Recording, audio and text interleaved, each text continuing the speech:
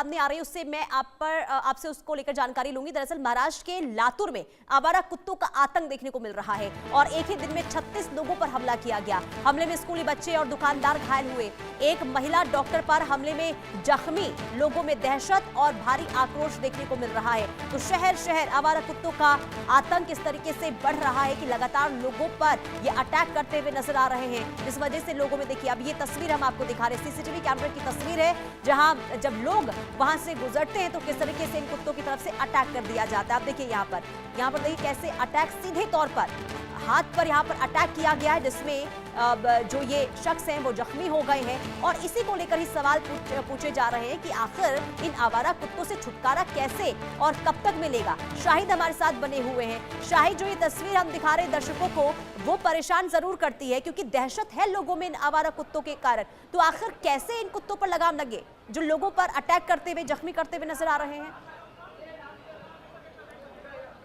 जी बिल्कुल, देखिए इससे पहले भिवंडी इलाके में कुछ ऐसी ही वारदात सामने आई थी, लेकिन लातूर के उदगीर में जो मामला सामने आया है कुत्तों के जरिए जो है एक ही दिन में 35 लोगों को काटने का मामला सामने आया और इसमें जो है बच्चे से लेकर जवान बूढ़े सब शामिल हैं।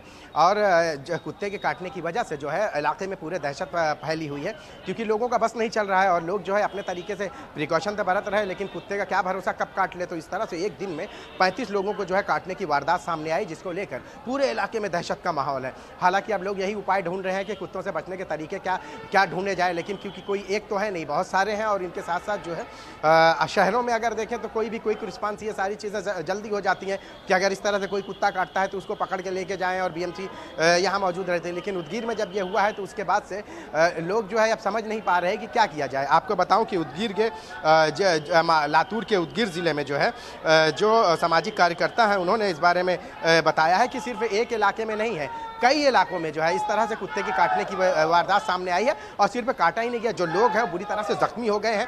कई जगहों के जख्म, कई जो लोग हैं बच्चे हैं उनके बड़े बड़े जख्म दिखाई दे रहे हैं। सीसीटीवी में भी जो है काटने की वारदात रिकॉर्ड हुई है और इसको लेकर जो लोग हैं वह बहुत ज्यादा डर और खौफ के माहौल में जी रहे हैं। लोग डरे हुए हैं शाहिद, और इसलिए लोग ये कह रहे हैं कि इन कुत्तों पर लगाम लगनी चाहिए। बहुत शुक्रिया तमाम जानकारी देने के लिए। अब पीड़ित को भी आपको सुनवाते हैं जिनके ऊपर कुत्तों ने अटैक किया है, उनका क्या कुछ कहना, सुनिए।